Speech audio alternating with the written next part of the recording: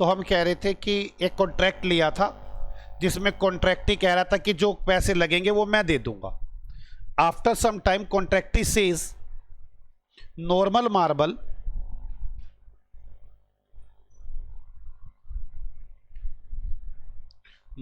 Marbles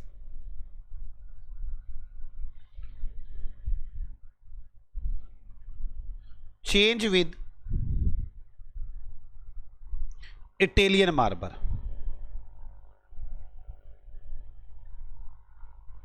normal marble को Italian marble से change कर दो. क्लियर. कॉन्ट्रैक्टी एक्स्ट्रा कॉन्ट्रैक्टर क्या हो गया ना, extra expenses. Contractor extra expenses for this rupees 20,000 contractee agree to reimburse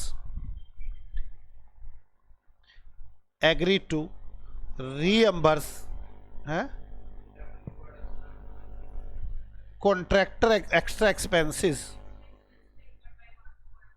for this rupees 20,000. ठीक तो है. कॉन्ट्रैक्टर इंकर्ड एक्स्ट्रा एक्सपेंसेस लिख लो. Incurred extra expenses for this rupees 20,000 contractee agree to reimburse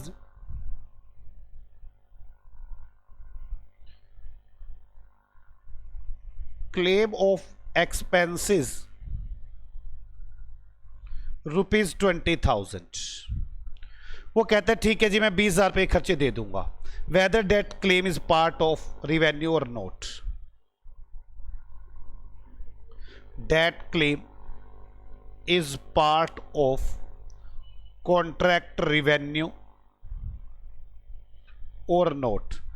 क्या ये कॉन्ट्रैक्ट रिवेन्यू का part है या नहीं है? तो मुझे बताएं क्या होगा.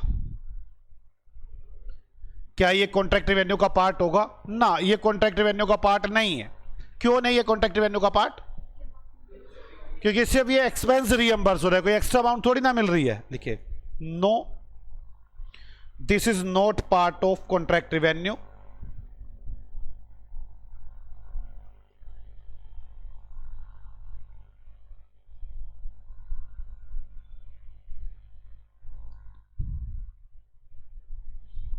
If expenses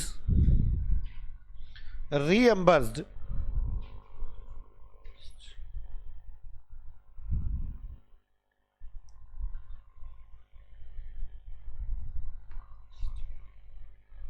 then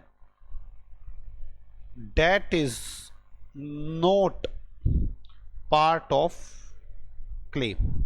They are not part of contract revenue.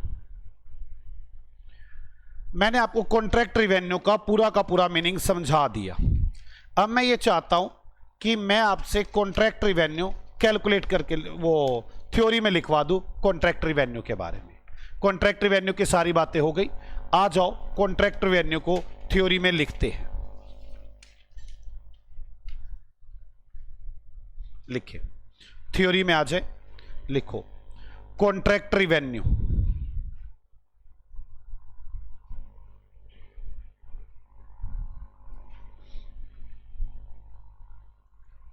Initial amount plus cost escalation. Theory में बच्चे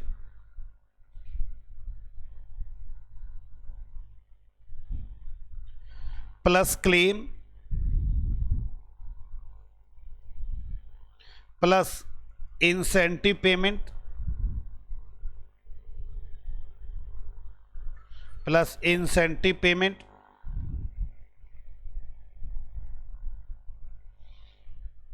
पेनल्टीज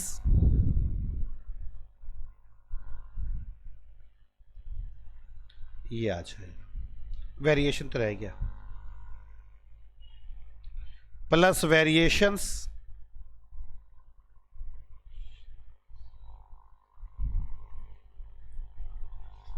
अब इसमें लिखिए कोस्ट एस्केलेशन क्या होता है.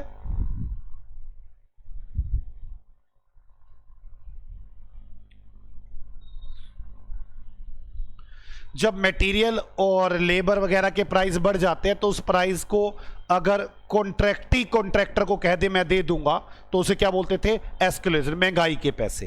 लिखे sometimes price of material, labour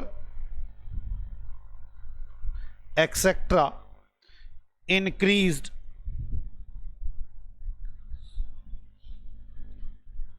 and contractee agree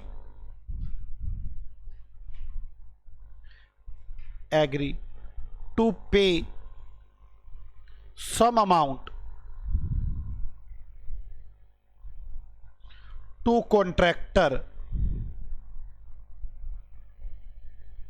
for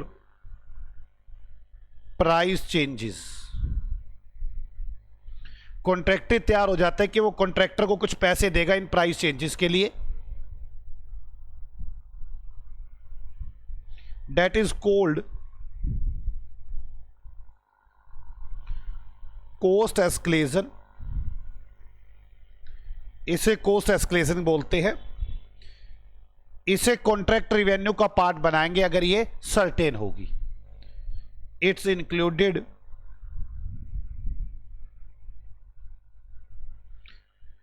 in contract revenue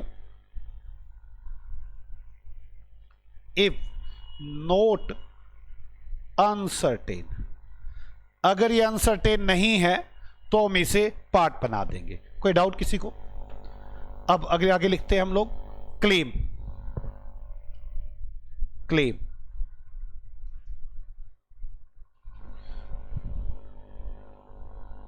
sometimes contractee change work from work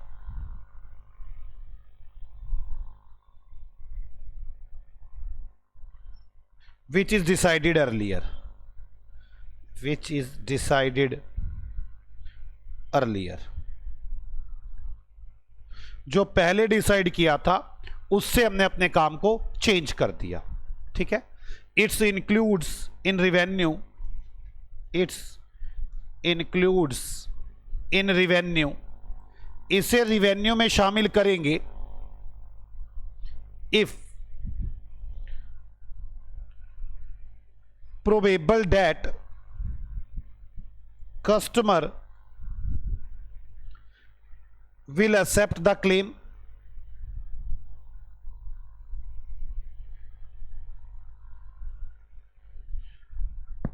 आप इसे तभी शामिल करेंगे जब कस्टमर एक्सेप्ट कर ले क्लेम को and amount can be measured reliably, और अमाउंट को रिलायबली मेजर किया जा सके। ठीक है। If contractee reimbursement only cost of claim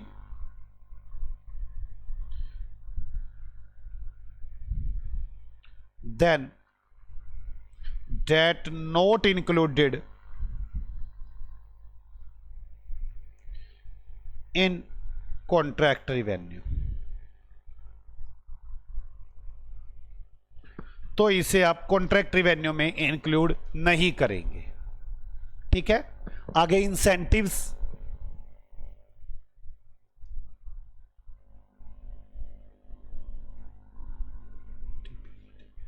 incentive क्या होते पता है ना? रिवार्ड, एक्स्ट्रा पैसे परफॉर्मेंस कंप्लीट करने के लिए। देखिए this is reward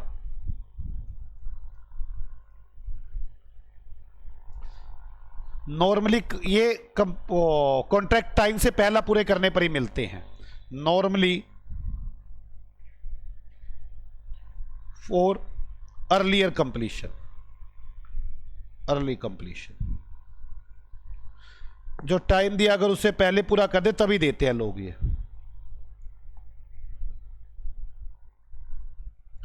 this is part of revenue if probable that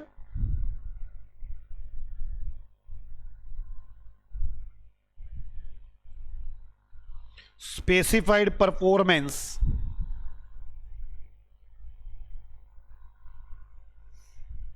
standards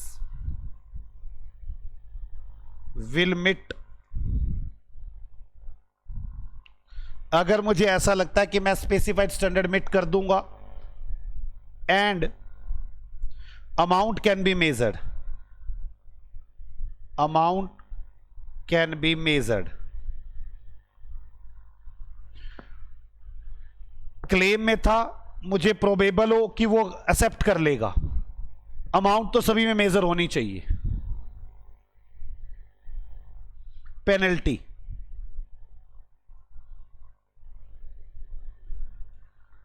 penalty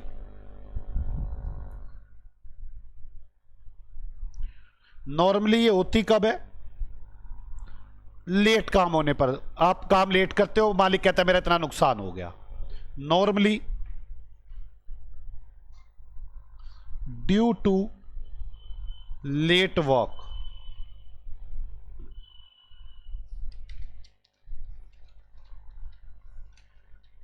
क्या आपको कॉन्ट्रैक्ट का मतलब समझ में आ गया? पक्का? कुछ पूछना चाहते हो इसमें?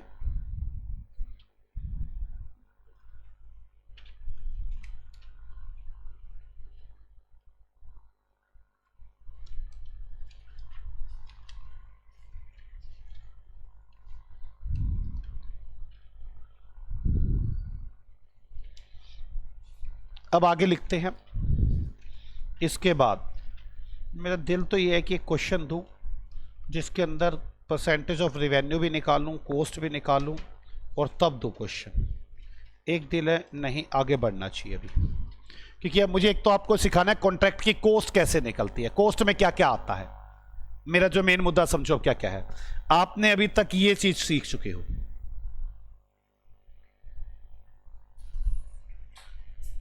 कॉन्ट्रैक्ट रेवेन्यू निकालना सीख चुके हो, परसेंटेज ऑफ कंप्लीशन निकालना सीख चुके हो। आप अभी कॉस्ट निकालना नहीं सीखे कि कॉस्ट में कोई ऐसी चीज है जो आती है नहीं आती है, क्या प्रॉब्लम है तो बड़ा आसान सा काम। इसके अलावा आप सारी बातें सीख चुके हो, ठीक है। तो ये सब सीखने के बाद एक मेरा दिल करता है भी ये ना देकर पहले आगे करवाऊं, बाद में कॉस्ट पे आऊं, कभी आप उलझ ना जाए। आगे चलता कॉस्ट में बाद पे आऊंगा, आप मेरी सुनो बात हो। मैंने ना एक ठेका लिया 100 रुपए का, एक कॉन्ट्रैक्ट लिया 1000 रुपए का, चलो ठीक। अभी थोड़े दिन बीते, 2-1 महीने बीते, अभी 2 ही महीने बीते, अभी 2 मंथ्स। 2 महीने में मैंने जो खर्चा किया, कॉस्ट इंकर की 100 रुपए की और 20% काम कर दिया। कितना काम कर दिया? 20%।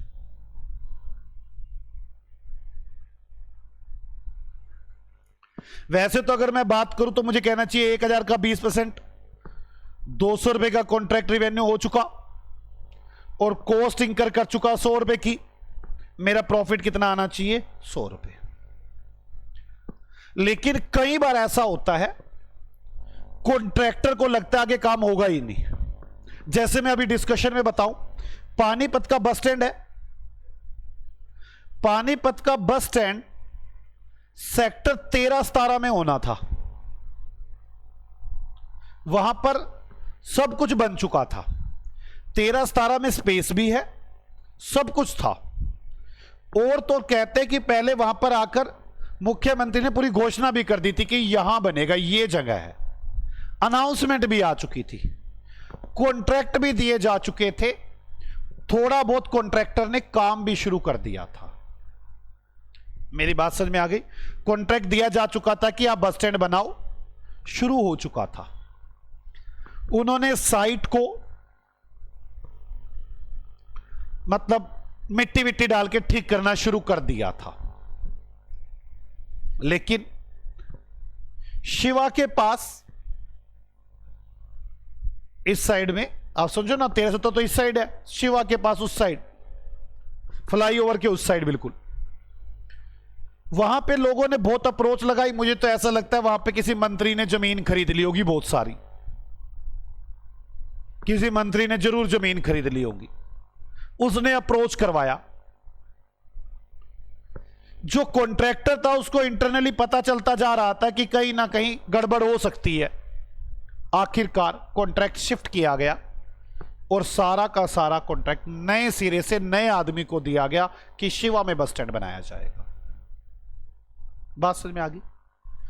अगर कभी कॉन्ट्रैक्टर को ऐसा फील होने लग जाए कि रेगुलेशन चेंज हो गए हैं और जो मैंने काम किया है पता नहीं ये काम आगे चलेगा भी कि नहीं चलेगा, फाइनल आउटकम्स नॉट सर्टेन, मैंने पहले करवाया था फाइनल आउटकम सर्टेन, मुझे पता था फाइनली कॉन्ट्रैक्ट होगा पूरा।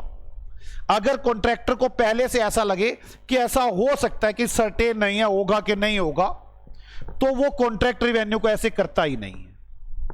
वो क्या करते हैं, कह रहे अब तक की कॉस्ट कितनी इंकर की है 100, कॉन्ट्रैक्ट रिवेन्यू को खर्चे के बराबर मान लेता है, कोई प्रॉफिट नहीं करता। वो कहता है पहले जो खर्चे कर रहा हूं वो रिकवर कर लूं, पूरा होगा तो बाद में प्रॉफिट आ जाएगा, नहीं होगा तो ना सही। अगर आपको ऐसा फील हो रहा है कि आपके फाइनल आउटकम सर्टेन नहीं है, तब ये परसेंटेज ऑफ कंप्लीशन वाला तरीका लगता ही नहीं पूरा। तब तो हम लोग क्या करते हैं, contract revenue equal to contract cost incurred, कोई प्रॉफिट नहीं, काम ही पूरा हो जाए तो बहुत बड़ी बात है।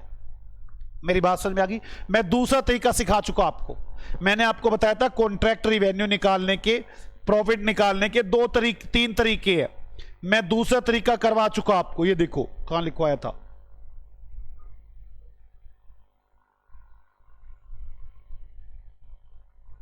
ये रहा, outcome of the contract are estimated reliably, outcome of the contract are not estimated reliably. Not estimated ये काम ही नहीं होना, मैंने ठेका तो ले लिया, थोड़े दिनों में खत्म होने वाला है ये काम, तब आप पहले अपनी कॉस्ट को रिकवर करें, बाद में रिवेन्यू रिकॉर्ड करें। क्या आपको मेरी बात समझ में आ गई? पक्का? आ जाओ मैं इस बात पे एग्जांपल लिखवाता हूं, इस बात पे एग्जांपल लिखते हैं।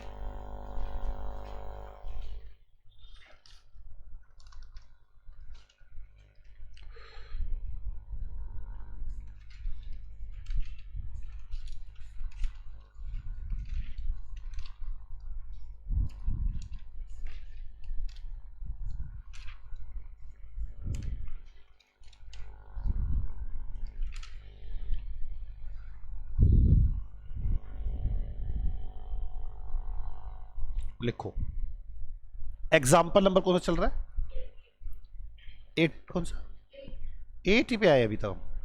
ओके, एनएस एंड एसोसिएट, हाँ लेने आ गया, दिक्कत तो नहीं हो रही कोई, चले जाओ। NS and associate undertakes a contract, the details are as follow। हमने एक कॉन्ट्रैक्ट लिया जिसकी डिटेल ऐसे दी हुई है,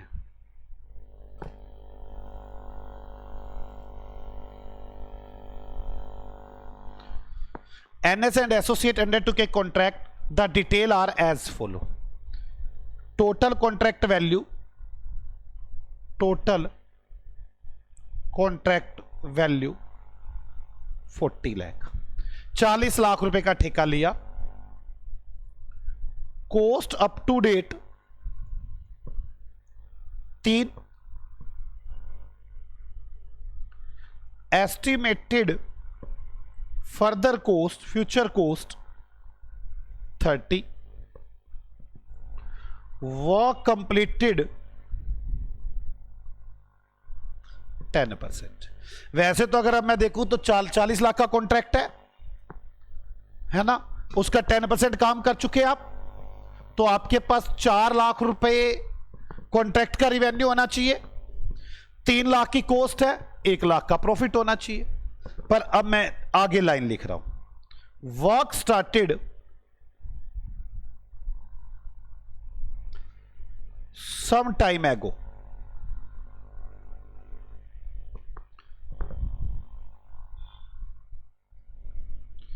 there is uncertainty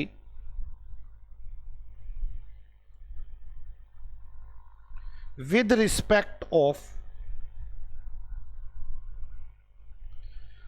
outcome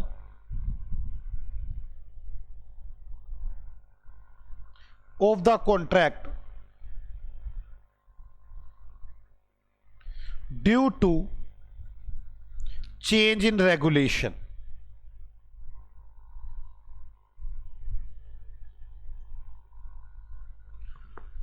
अगर रेगुलेशन में चेंज हो गया, इस वजह से मुझे सर्टेनिटी नहीं है कि फाइनल आउटकम होंगे। आपको मेरी बात समझ में आ गई कि बस स्टैंड चेंज हो गया, तो मुझे ऐसा कुछ लग ही नहीं रहा, मुझे इंटरनल पता चल रहा है ये बातें।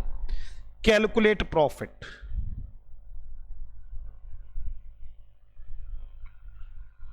On construction contracts. अब मुझे बताओ मैं कैसे करूंगा।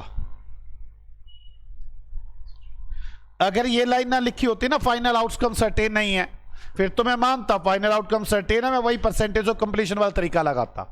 अब मैं क्या करूंगा,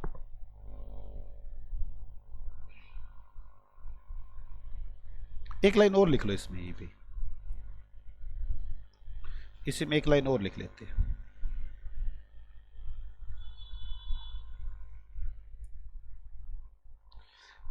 NS एंड एसोसिएट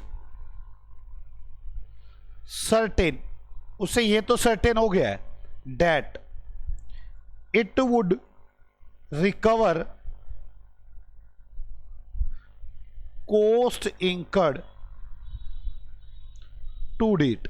उसको ये तो सर्टेन है कि जो कॉस्ट दे दिया वो तो आ जाएंगे मेरे पास पैसे, और पता नहीं कॉन्ट्रैक्ट होगा कि नहीं होगा। तब आप कैसे करेंगे, लिखे सॉल्यूशन, कॉन्ट्रैक्ट रिवेन्यू कितना ले लोगे, 3 lakh, cost up to date 3, profit nil.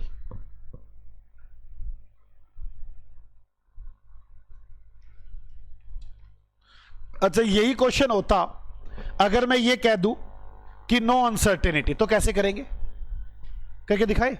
B, if in the above question there is no uncertainty,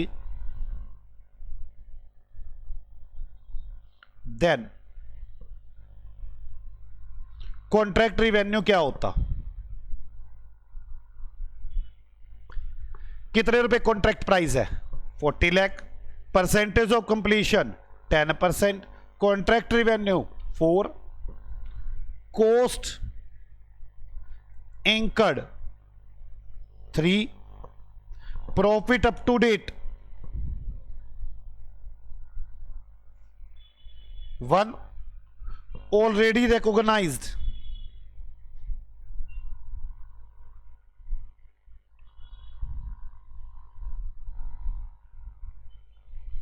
नील, तो 1 लाख, वो 1 लाख का प्रॉफिट आता।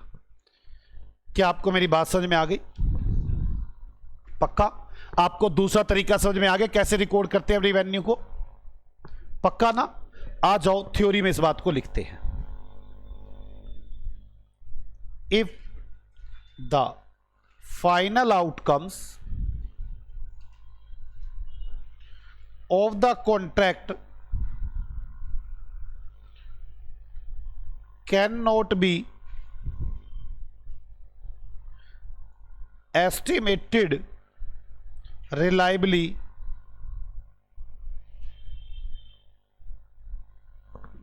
दूसरा मेथड शुरू हो गया है।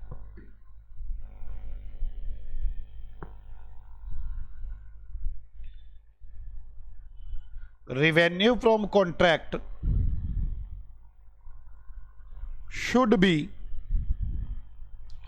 recognized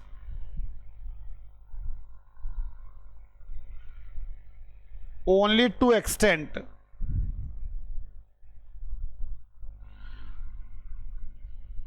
contract cost incurred.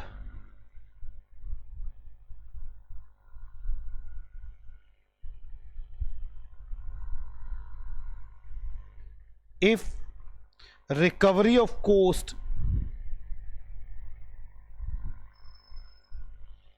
is probable. हाँ, उस तरह इसमें भी हो सकता है कि मान लो 100 रुपए का कॉन्ट्रैक्ट था, मुझे खर्चा 110 रुपए नजर आ रहा है टोटल, तो 10 रुपए का लॉस इसी साल बुक कर दो. लिखिए, if any expected loss on contract, then recognized as an expense immediately according to para 35. मैं आपको बता दूं, एएस में ना पैरे बने होते हैं, लाइनें बनी होती है हर, जैसे एक पूरी बात एक पैरे में लिखी है, फिर दूसरे में, फिर तीसरे में, ऐसे 35वां नंबर पैरा है जिसमें ये बात लिखी हुई है कि अगर आप अचानक एकदम लॉस हो रहे हो इन कॉन्ट्रैक्ट में, तो भी आपको वो बनाना पड़ेगा. प्रोविजन नहीं, सीधा लॉस बुक कर देंगे. पहले तो प्रोविजन बनाते थे ना, इसकी तो फाइनल आउटकम का पता ही नहीं, सीधा लॉस डाल देंगे. कोई डाउट? अब आगे चले. इसका तीसरा पार्ट कौन सा है कॉन्ट्रैक्ट का रिवेन्यू निकालने का? Cost plus contract. कौन सा है? Cost plus contract. ध्यान से समझे, मैंने आपको बताया था 3 पार्ट है. हाँ गया,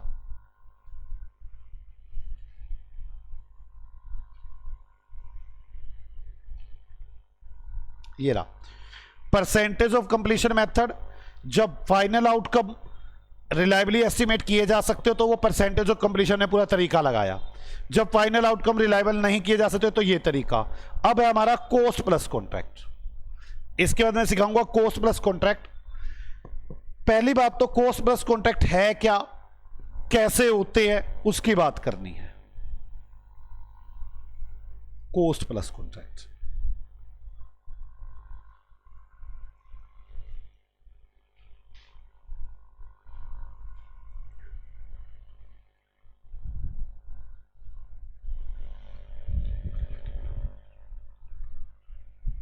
ये लगते कब है, कैसे होते हैं?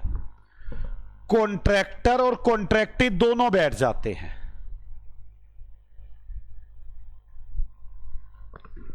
कॉन्ट्रैक्टी बोलता है कि ऐसे भाई तू खर्चा कर, तेरा जितना भी खर्चा होगा,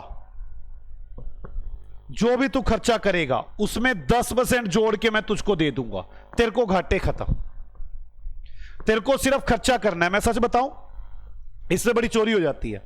गवर्नमेंट कॉन्ट्रैक्ट में ज्यादातर यही होता है, आप जो खर्चा करेंगे उसमें 10% जोड़कर गवर्नमेंट आपको दे देगी. लोग करते क्या है, जैसे तो मेरे ब्रदर इन लोग की ना सीमेंट की दुकान है. अब लोग क्या करते हैं, उसकी दुकान पे गवर्नमेंट ठेके ले लेते हैं, उनके पास आते हैं, कहते भाई 100 सीमेंट के कट्टे दे दे, बिल चाहिए हमें, क्योंकि इन्होंने बिल आगे देने हैं. जितने रुपए का बिल होगा उसमें कुछ प्रॉफिट जोड़ के तभी देंगे. पता क्या बोलते हैं, कह रहे कट्टे तो 100 चाहिए, बिल 500 कट्टों का चाहिए, अगर दे सकता हो तो हम तुझसे 100 कट्टे खरीदे.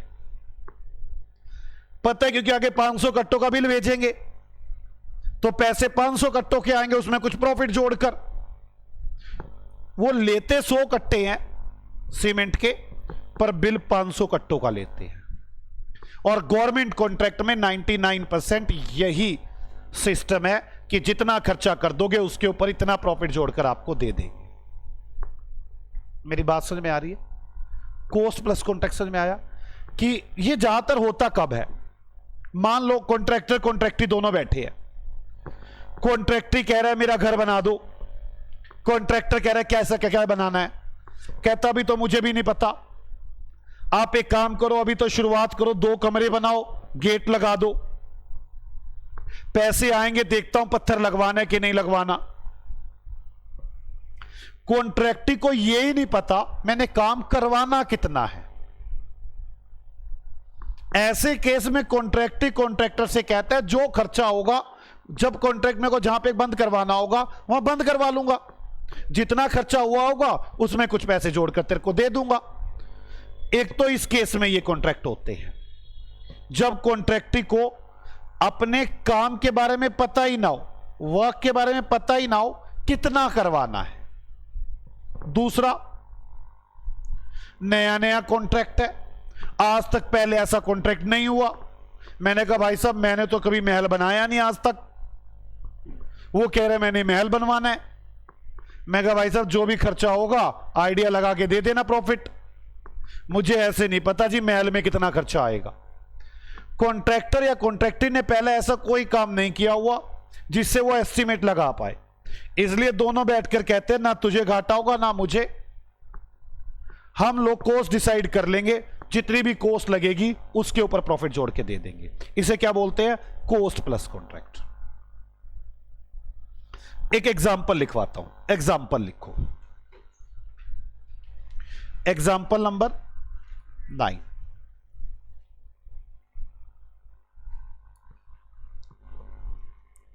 Neeraj and Muskan limited take a contract for construction of building.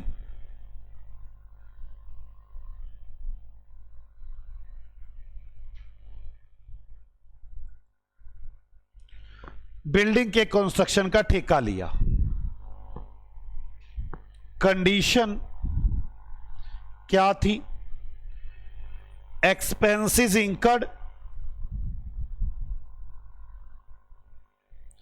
Plus 25% own cost. मेरी बात समझ में आ गई? आप जो खर्चा करेंगे उसमें 25% जोड़कर हम आपको दे देंगे, but maximum expenses, maximum cost be ₹22 crore. उन्होंने बता दिया, ऐसा नहीं कि आप भीड़ लगा के रख दो ये खर्चा होगा ये खर्चा हो गया। मैक्सिमम खर्चा 22 करोड़ तक देंगे, काम कंप्लीट होना चाहिए। अगर आपने 22 करोड़ से ज्यादा के खर्चे लगा दिए फिर हम पैसे नहीं देंगे, हम तो 22 करोड़ तक देंगे। अब calculate profit,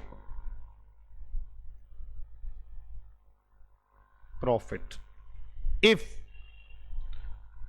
cost incurred 16 crore. मान लो उन्होंने 16 करोड़ के खर्चे किए, तब प्रॉफिट निकाल कर दिखाओ। Second, cost incurred 15 crore. Third, cost incurred 25 crore. आ जाओ मेरे साथ साथ हम प्रॉफिट निकालते हैं। Solution,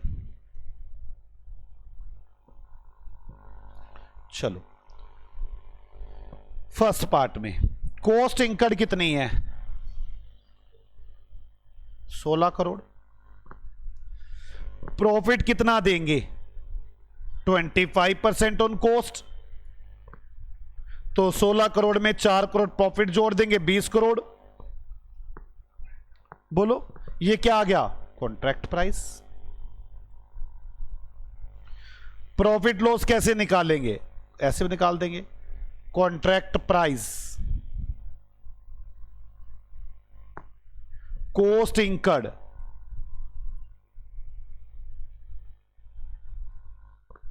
profit 4 crore. वैसे ही P&L अकाउंट बना दिया मैंने।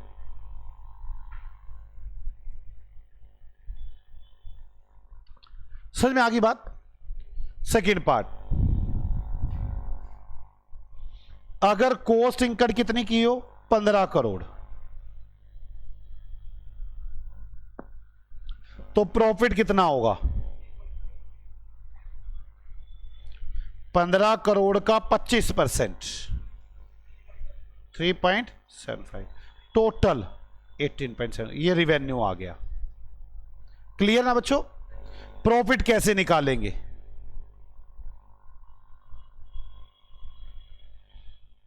Bye contract revenue,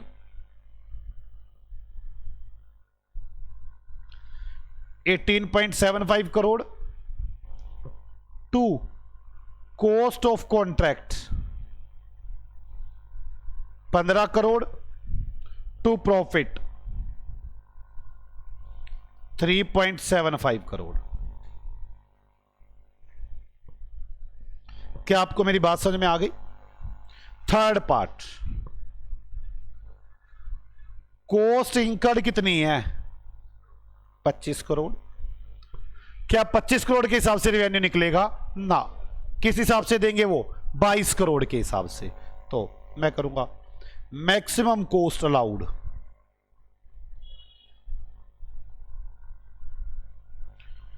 22 crore, profit 22 crore into 25%, कितना आ गया? 5.5 करोड़। रिवेन्यू 27.5 करोड़। तो पी एंड एल अकाउंट कैसे बनाएंगे?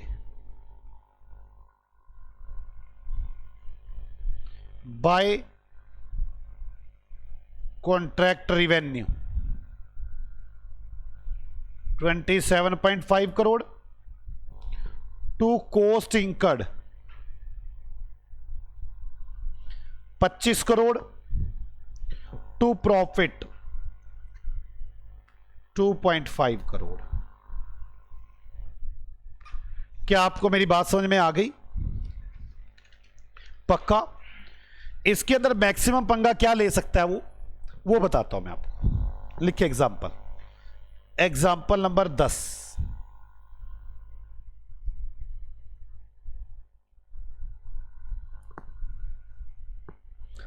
Neeraj limited took a contract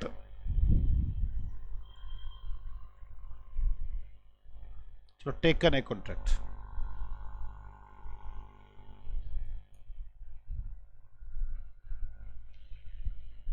on 1/4/11। Neeraj limited ने 1/4/11 को एक कॉन्ट्रैक्ट लिया। Contract price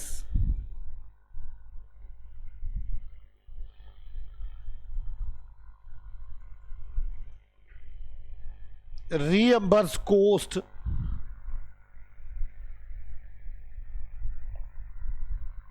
plus 10%।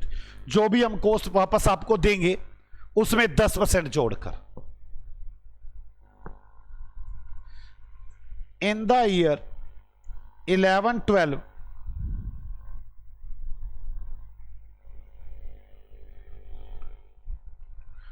Cost incurred 1 lakh,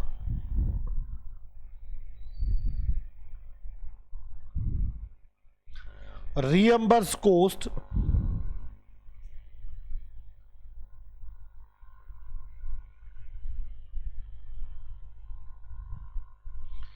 मैंने कॉन्ट्रैक्टर को जाके कहा जी लाख रुपए खर्चा हुआ। कहता ना 90,000 खर्चा हुआ है।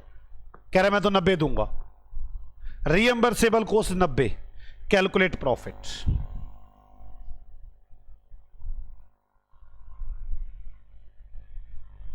कैलकुलेट प्रॉफिट कैसे निकालेंगे? प्रॉफिट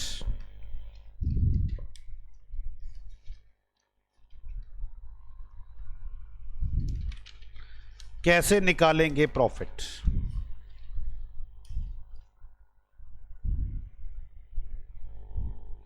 सॉल्यूशन, कॉन्ट्रैक्ट रिवेन्यू कैसे निकालेंगे? कॉन्ट्रैक्ट रिवेन्यू रीएम्बर्सेबल कॉस्ट प्लस 10%, 99,000 हो गया। ठीक है। अब प्रॉफिट कैसे निकलेंगे? लॉस ही आएंगे।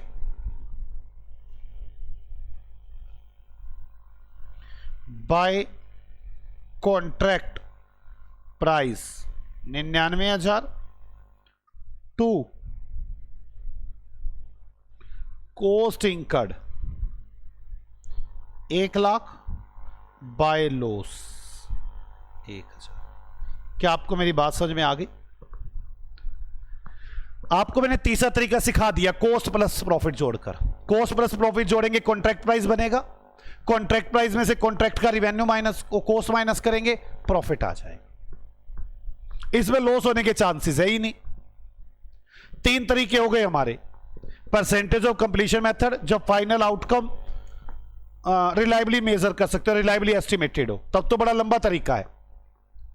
फिर अगर रिलायबली मेजर ना कर पा रहे हो फाइनल आउटकम, फिर तो आसान सा तरीका, जितना खर्चा किया उसको रिवेन्यू मान लो।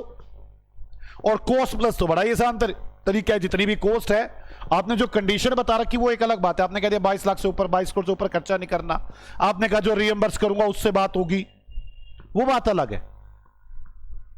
तो दो तरह के कॉन्ट्रैक्ट होते हैं, एक फिक्स प्राइस कॉन्ट्रैक्ट, एक cost plus contract.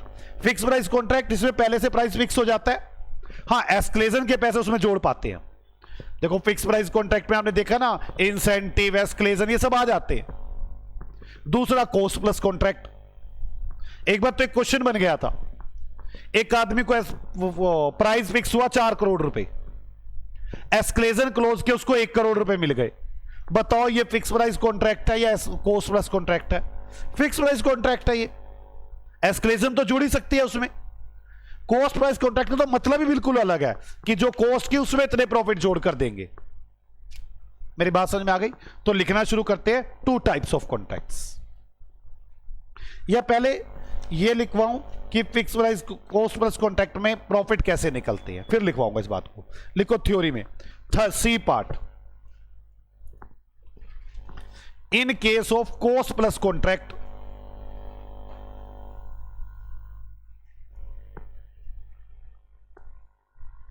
in case of cost plus contract,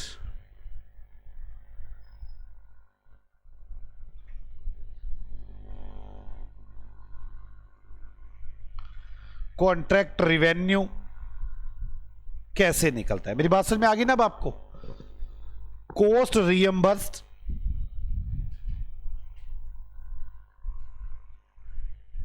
जितनी भी कॉस्ट रीइंबर्सेबल है, प्लस फिक्स्ड प्रॉफिट, जितना आप हमें प्रॉफिट देना चाहते हैं, ये टोटल बन जाता है कॉन्ट्रैक्ट रिवेन्यू।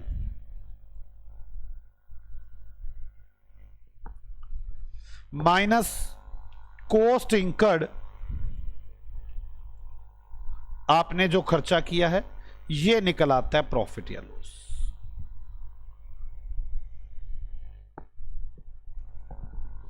आपको तीनों तरीके समझ में आ गए? तीनों तरीके में कैलकुलेशंस कैसे होती है? पक्का? आ जाओ अब लिखो टाइप ऑफ कॉन्ट्रैक्ट्स। थ्योरी में लिखे टाइप्स ऑफ कॉन्ट्रैक्ट।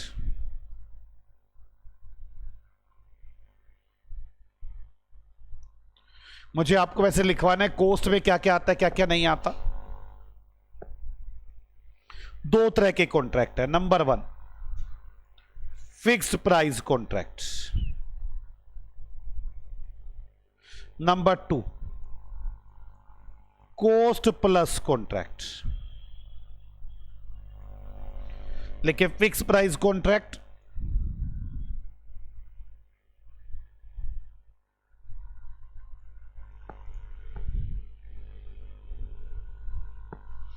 यार, आपने ये थ्योरी इसके नीचे लिखनी शुरू कर दी। ये थ्योरी कहां पे लिखी है आपने? जो थ्योरी वाले पेज छोड़े थे, वैसे जो पहले 2 पेज छुड़वाए थे ना, ये वहां परसेंटेज ऑफ कंप्लीशन से ऊपर लिखनी थी। नहीं समझे बात को? आपने कहां पे लिख दिया टाइप ऑफ कॉन्ट्रैक्ट? इसके नीचे लिख दिया ना। ये वैसे आनी है जहां पे आपने शुरू किया था ना, वो परसेंटेज ऑफ कंप्लीशन, उसके ऊपर, बिल्कुल स्टार्टिंग से नहीं। नहीं समझ में आ रही है? लिख लोगे अब या यहां पे काट के दोबारा लिखोगे? ये वाला टॉपिक आना है इसके ऊपर।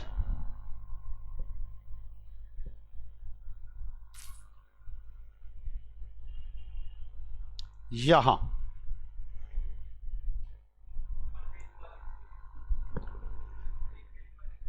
नहीं भाई सब बड़ी सारी चीजें लिखवानी है, थोड़ी थोड़ी थोड़ी थोड़ी।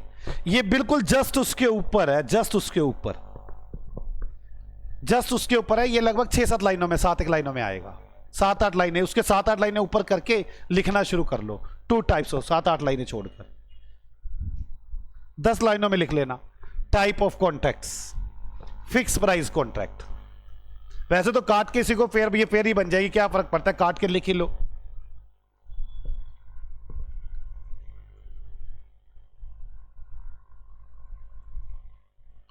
Contract, contractor and contractee agree to a fixed contract price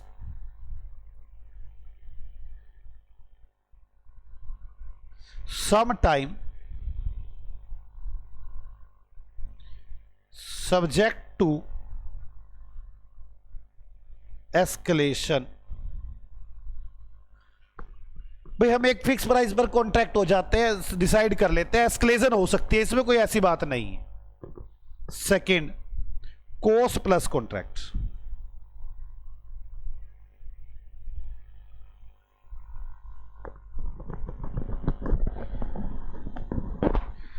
in which contractor is reimbursed, in which contractor is reimbursed, contractor is reimbursed cost plus some percentage of profit।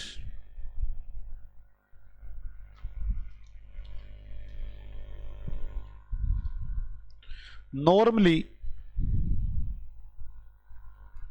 these type of contracts were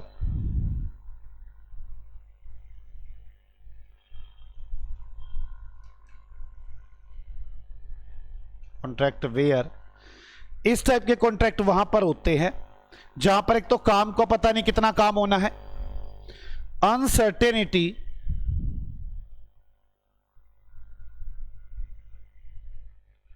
of measurement of work,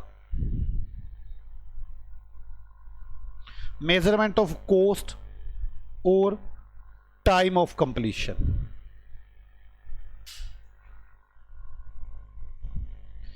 जब ऐसे लग रहा हो कि पता नहीं क्या cost आएगी, पता नहीं कितना टाइम लगेगा काम को कंप्लीट होने में, ठीक है, और कॉन्ट्रैक्टर कहता है मैं इस अनसर्टेनिटी की वजह से लॉस नहीं उठाऊंगा। कॉन्ट्रैक्टर नॉट एक्सपेक्ट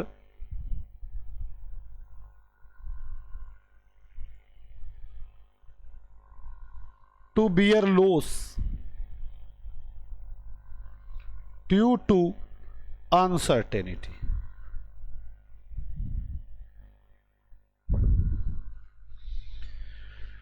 क्या आपको यहां तक मेरी पूरी बातें समझ में आ गई? पक्का? आप मेरी बात समझिए, हमने अभी तक पूरे कॉन्ट्रैक्ट कॉस्टिंग में क्या क्या पढ़ लिया है, मुझे ये पहले आपको मैं बताता हूं, आपको बड़े आसानी से समझ में आ जाएगा। मुझे एक बात बताओ, कैसे कॉन्ट्रैक्ट है? लॉन्ग टर्म कॉन्ट्रैक्ट है, ठीक है। हम क्या करना चाहते हैं? कॉन्ट्रैक्ट रिवेन्यू निकालना चाहते हैं। क्यों? क्योंकि हम मैचिंग और एक्रूअल को फॉलो करना चाहते हैं। मेरी बात समझ में आ गई? इसके बाद मैंने क्या बातें सिखाई? करने के लिए हमारे पास कितनी तरह के कॉन्ट्रैक्ट है? 2 तरह के कॉन्ट्रैक्ट है। अभी और बातें बीच में सिखा दूंगा मैं। 2 तरह के कॉन्ट्रैक्ट है।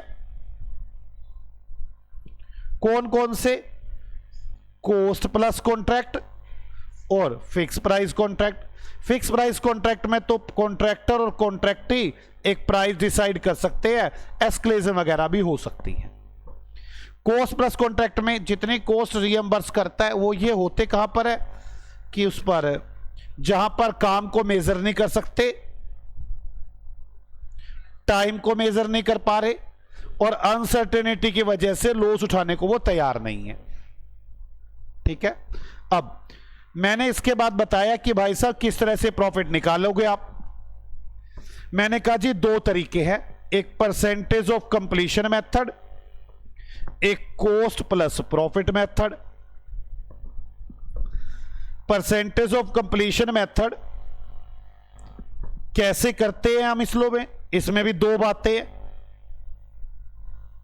फाइनल आउटकम सर्टेनिटी से मेजर कर सकते हैं या नोट। अगर नहीं है तो जितना कॉस्ट की है वो इक्वल टू रिवेन्यू मान लेंगे, और अगर कर सकते हैं तो contract revenue into percentage of completion minus cost up to date, total profit minus already जितना प्रॉफिट मैं लिख चुका हूं ये प्रॉफिट आ जाएगा। अगर मुझे टोटल में लॉस लगता है contract price minus total estimated cost, और अगर मुझे इसी में ही लॉस लग रहा है टोटल में ही, तो जो पहले लॉस बुक कर चुका हूं उसको माइनस करके बाकी का प्रोविजन बना दूंगा। इसके अंदर परसेंटेज ऑफ कंप्लीशन कैसे निकलती है, तो परसेंटेज ऑफ कंप्लीशन कैसे निकलती है, तो परसेंटेज ऑफ कंप्लीशन के तीन तरीके हैं, physical unit method, surveyor method, cost to total estimated cost method. यहां से कॉन्ट्रैक्ट रिवेन्यू में क्या क्या आएगा, तो कॉन्ट्रैक्ट रिवेन्यू में इंसेंटिव, क्लेम और variation, penalty, escalation clause. Claim तभी लिखेंगे, एक तो अगर एक्सपेंसेस रीएम्बर्स है तो नहीं लिखना, और क्लेम तभी लिखेंगे अगर प्रोबेबिलिटी हो जाए कि मैं इसे रियलाइज कर लूंगा प्लस अमाउंट डिसाइड हो चुकी हो। इंसेंटिव तब लिखेंगे जब प्रोबेबिलिटी हो कि मैं परफॉर्मेंस पूरी कर दूंगा और अमाउंट डिसाइड हो चुकी हो। मेरी बात समझ में आ रही है? बस यही तो पढ़ा है आपने, बात समझ में आ रही है? अब मैं धीरे धीरे आगे बढ़ाऊंगा। पहले कॉस्ट का भी मीनिंग लिखवा दूंगा। कॉस्ट में क्या आती है? तीन चीजें आती है कॉस्ट में, जो डायरेक्टली कॉन्ट्रैक्ट से रिलेटेड हो, ज्यादा बड़ी बात इसमें करनी ही नहीं है। एट्रीब्यूटेबल टू कॉन्ट्रैक्ट मतलब क्या हुआ, मैंने 4 ठेके ले रखे हैं, 4 ठेके ले रखे हैं, तो मैंने 10,000 रुपए खर्चा किया पेट्रोल का, तो चारों पर 25-25 से डाल दो, एट्रीब्यूटेबल कॉस्ट। और अगर अदर कोई कॉस्ट हो जो कॉन्ट्रैक्ट के एग्रीमेंट में साफ साफ लिखी गई हो, 3 तरह की चीजें कॉस्ट में आती हैं। मैं और ज्यादा डिस्कस इसमें करना नहीं चाहूंगा। कौन कौन सी? Directly related cost, attributable cost और other cost specially chargeable to contract under agreement. मैं काम करता हूं ना, एक एग्जांपल बनाता हूं कॉस्ट निकालने का, फिर कॉस्ट का मीनिंग लिखवा दूंगा। अब कॉस्ट का मीनिंग पता कहां लिखना है? रिवेन्यू के बाद, जहां हम लिख रहे थे, जहां लिख नहीं रहे थे ये अभी तक पर प्रॉफिट निकालने के लिए हमने वहां पे कॉस्ट प्लस मेथड लिखा है, थ्योरी में वहां लिखना। अभी तो प्रैक्टिकल करवा रहा हूं इसका ताकि याद हो जाए आपको। Example number 11, calculate cost of contract and contract revenue and contract revenue. आप कॉस्ट ऑफ कॉन्ट्रैक्ट कैलकुलेट करो और कॉन्ट्रैक्ट का रिवेन्यू कैलकुलेट करो, ठीक है? Cost directly to the specific contract,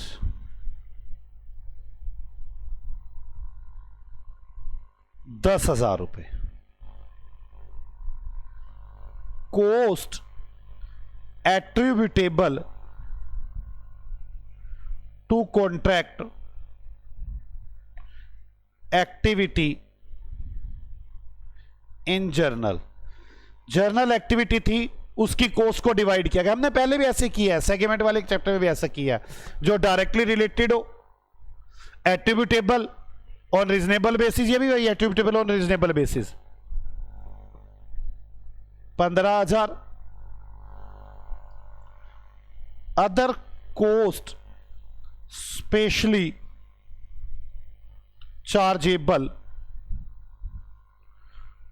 to the contract under term of agreement. हमारे जो agreement है उसमें अंदर लिखा हुआ है, टर्म ऑफ एग्रीमेंट मतलब एग्रीमेंट के अंदर लिखी हुई है बात ही, 25,000 रुपये। प्रॉफिट 20% ऑन कॉस्ट इंकर्ड,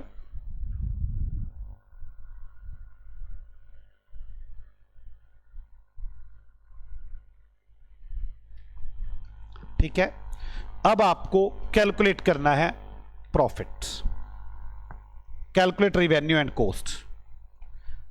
वो तो पर लिख ही दिया था। Solution, contract cost. Contract cost में क्या क्या था जल्दी बोलो। Cost directly to specific contract, cost directly to specific contracts 10,000। Cost attributable to contract activity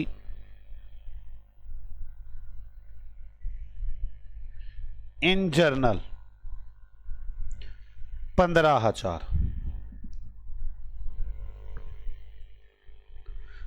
other cost specially chargeable to the contract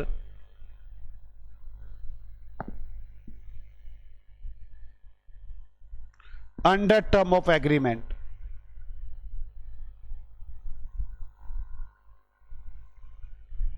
25,000। Total cost contract revenue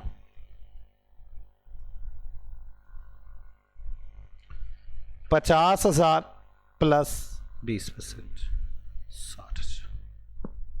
बात समझ में आ गई? तो आपको कॉस्ट का मीनिंग समझ में आ गया, और मुझे कॉस्ट के मीनिंग में कुछ बातें करनी है नहीं, ठीक है।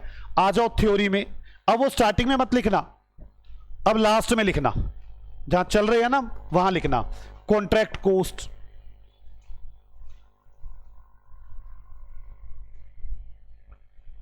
कंप्राइज, कॉन्ट्रैक्ट कॉस्ट में शामिल है कौन कौन सी कॉस्ट? फर्स्ट बोलो, cost directly related to specific contract. Second, कौन सी cost? Cost that attributable to contract activity in general, cost that attributable to contract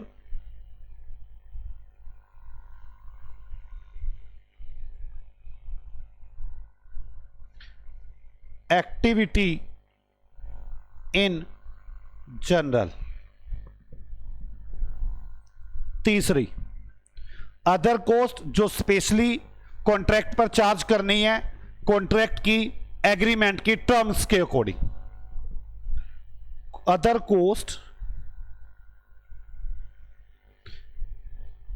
cost as per specifically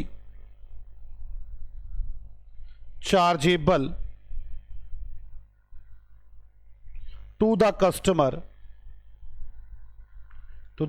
मतलब contract under the term of contract.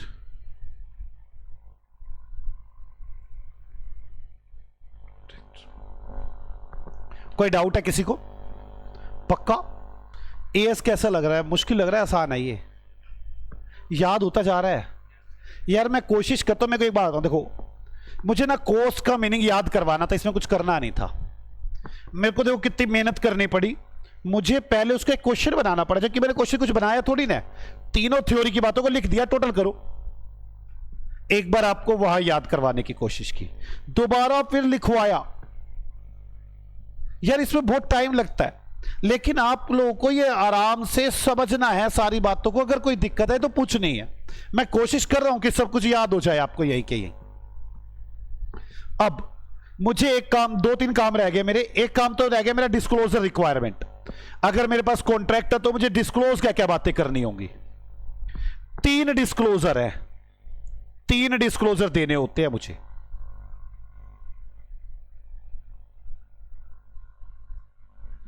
पहले disclosure का नाम है journal disclosure. Journal क्या बताना होता है? जर्नल मुझे यह बताना है कॉन्ट्रैक्ट के रिवेन्यू की अमाउंट जो आपने रिकॉर्ड की है। हमें बताना पड़ता है कि मैंने इस बार 10,000 रुपए का कॉन्ट्रैक्ट रिवेन्यू रिकॉर्ड किया है। कॉन्ट्रैक्ट रिवेन्यू मतलब contract price into percentage of completion. दूसरी बात बतानी होती है, इस कॉन्ट्रैक्ट रिवेन्यू को निकालने के लिए मैंने कौन सा मेथड यूज किया है। Method of calculation of contract revenue. कौन कौन से मेथड है बताना? 2 मेथड है। कौन कौन से? Number 1 percentage of completion method, दूसरा cost plus profit method, cost plus contract method. अब परसेंटेज ऑफ कंप्लीशन निकालने के लिए कौन सा मेथड यूज किया है? पता है आपको 3 मेथड है, physical unit method, surveyor method, cost method. ये डिस्क्लोजर है पहला। क्या क्या बताना पड़ेगा? देखो ना, आप एक बात बताओ, अगर ये पॉलिसी डिस्क्लोज नहीं करेंगे, कोई खाते पड़ेगा, उसे कैसे समझ में आएगी बात कि कौन से मेथड यूज कर रखे हैं? आपको बताना है कॉन्ट्रैक्ट रिवेन्यू की अमाउंट मैंने क्या निकाली है, कॉन्ट्रैक्ट रिवेन्यू मैंने किस मेथड से निकाला है, और उस मेथड में जो परसेंटेज ऑफ कंप्लीशन निकाली है वो किस मेथड से निकाली है। ये है मेरे जर्नल डिस्क्लोजर। मेरी बात समझ में आ गई? एक दूसरे डिस्क्लोजर होते हैं, उसे बोलते हैं प्रोग्रेसिव डिस्क्लोजर। वो प्रोग्रेस के बारे में डिस्क्लोजर होता है। प्रोग्रेस के बारे में मतलब आपने कितना कॉन्ट्रैक्ट का काम कर दिया अब तक, प्रोग्रेस रिपोर्ट बनाकर देते हैं। ओके, कैसे कि अब तक आप कितनी कॉस्ट इंकर कर चुके हो, up to date of reporting. जिस दिन आप ये बना रहे हो फाइनल अकाउंट, उस दिन तक आप कितनी कॉस्ट को रिकॉर्ड कर चुके हो, कितनी कॉस्ट इंकर कर चुके हो। हां, अगर कोई आपको एडवांस मिला है जिसका अभी तक आपने काम नहीं किया, आप कॉन्ट्रैक्टिंग के पास गए, कहने लगे यार कुछ 5 लाख रुपए एडवांस दे दे, मेरे पास पैसे नहीं है, काम करना है, तो आपको एडवांस मिला है जिसका काम नहीं हुआ, रिलेटेड वर्क अभी हुआ नहीं है।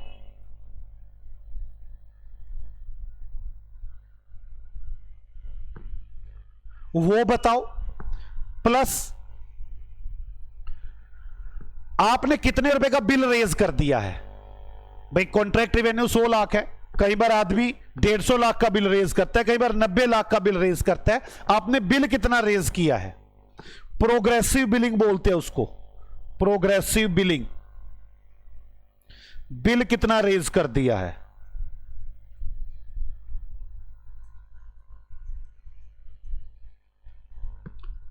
और जो प्रोग्रेसिव बिलिंग हुई है, क्या उसने सारे पैसे उतने दे दिए?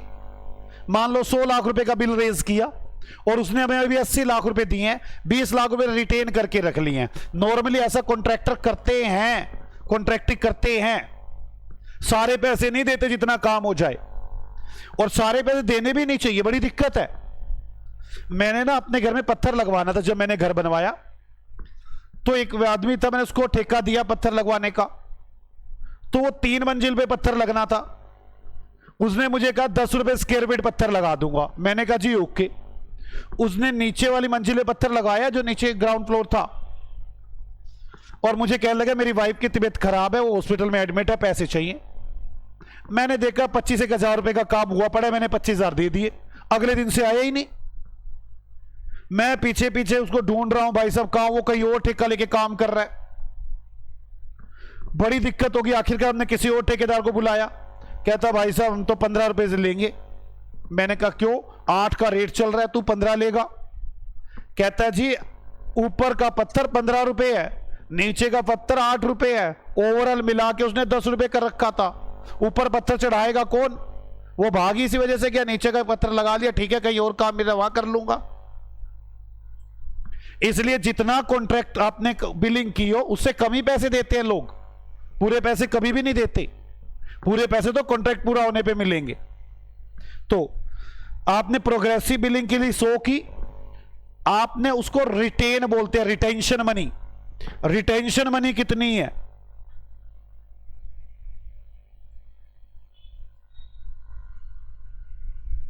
मान लो 100 की बिलिंग की थी, 20 की रिटेंशन है।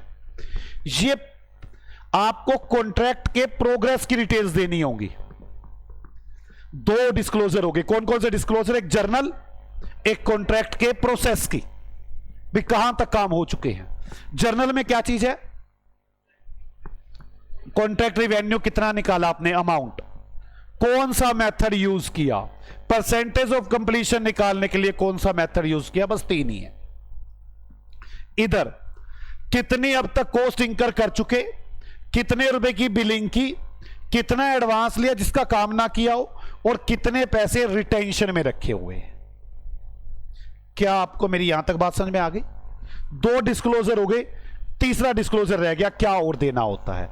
मैं पहले ये 2 डिस्क्लोजर आपको लिखवाना चाहता हूं, वहीं पर लिखिए। दोबारा बोलो। रखना, पैसे दबा कर रख लेना। मैंने 100 रुपए का बिल किया, उसने 20 रुपए मुझे 80 रुपए दे दिए, 20 दबा कर रख लिए। मेरे पैसे कितने दबा कर रखे हुए हैं कॉन्ट्रैक्टर के? आ जाओ, लिखो डिस्क्लोजर रिक्वायरमेंट।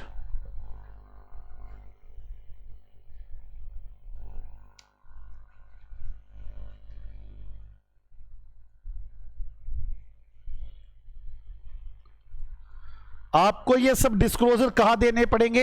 एक प्लेस पर। अब देखो, उन्होंने तो अकाउंटिंग प्रिंसिपल 2 हैं, कौन कौन से? आप प्रॉफिट निकालने के लिए परसेंटेज ऑफ कंप्लीशन लगाओ या कॉस्ट प्लस प्रॉफिट निकाल लो। अब मैंने लगा दिया परसेंटेज ऑफ कंप्लीशन, किसी को कैसे समझ में आएंगे मेरे खाते? AS1 ने क्या कहा, एक पेज पर जाकर आखिर में जाकर डिस्क्लोजर दो। तो मैं आपको हर AS में बताऊंगा, ये बातें बतानी है उस पेज पर जाकर, ये बातें बतानी है उस पेज पर जाकर। तो AS7 कहता है अगर आप कॉन्ट्रैक्टर हो तो आपको ये बातें बतानी है। Number 1 journal disclosure. Journal disclosure कौन कौन से जर्नल डिस्क्लोजर है? Number A, amount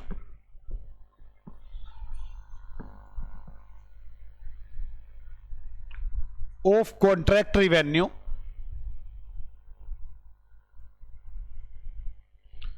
recognized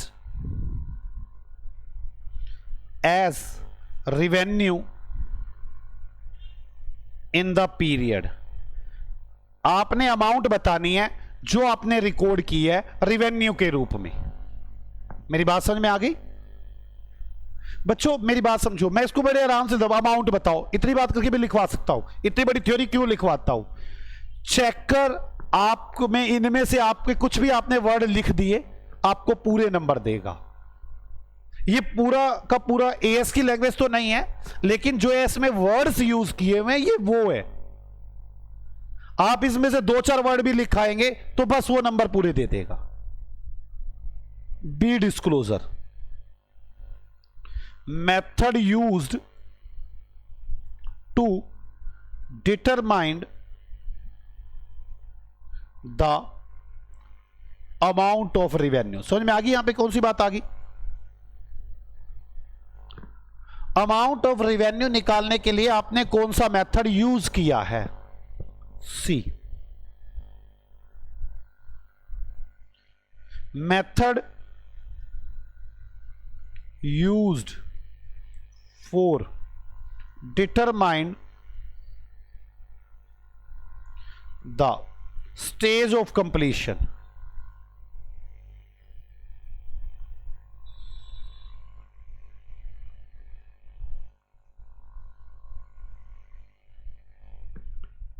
clear बच्चों? अब second disclosure.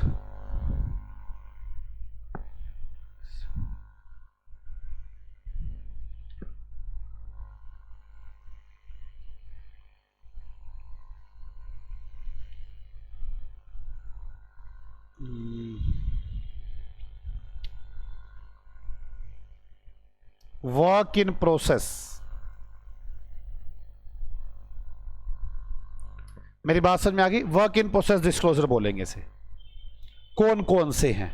A, aggregate of amount,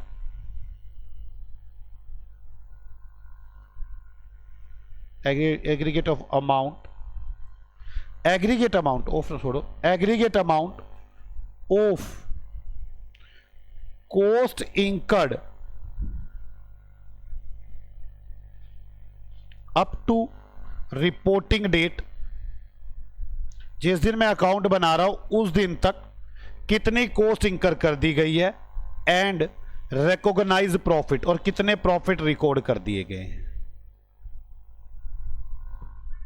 मेरी बात समझ में आ गई? B, amount of advance received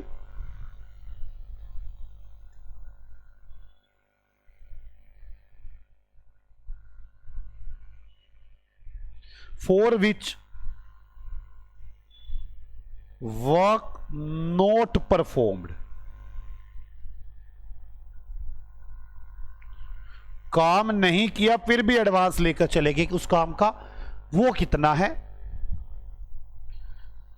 amount of retention,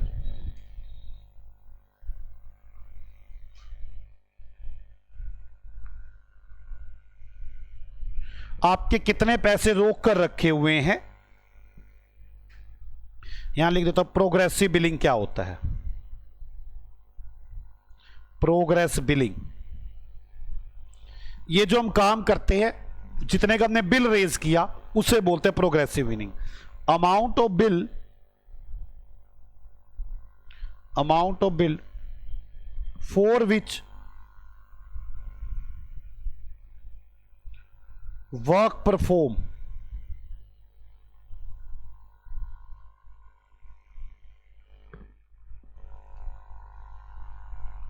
चाहे पैसे मिले हो या ना मिले हो, इसके अंदर तो टोटल पैसे आएंगे ना। Amount of bill for which work performed, ठीक है, वेदर अमाउंट रिसीव्ड और नॉट।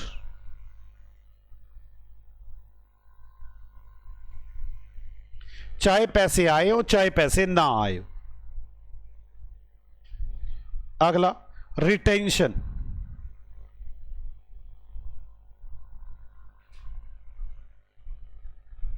काम तो कर चुके, बिलिंग तो कर चुके पर पैसे नहीं मिले। अमाउंट नॉट पेड बाय कॉन्ट्रैक्टी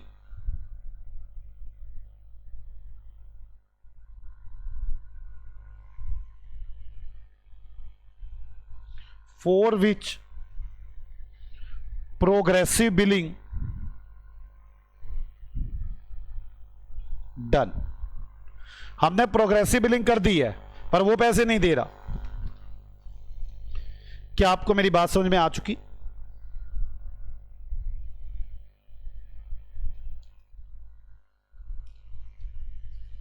मैं डिस्क्लोजर पर एक एग्जांपल बनाना चाहता हूं ताकि आपको डिस्क्लोजर का समझ में आ जाए क्या क्या डिस्क्लोजर देना। अभी तीसरा डिस्क्लोजर देना बाकी है, पहले इतने पे एग्जांपल दे दूं फिर आगे चलते हैं।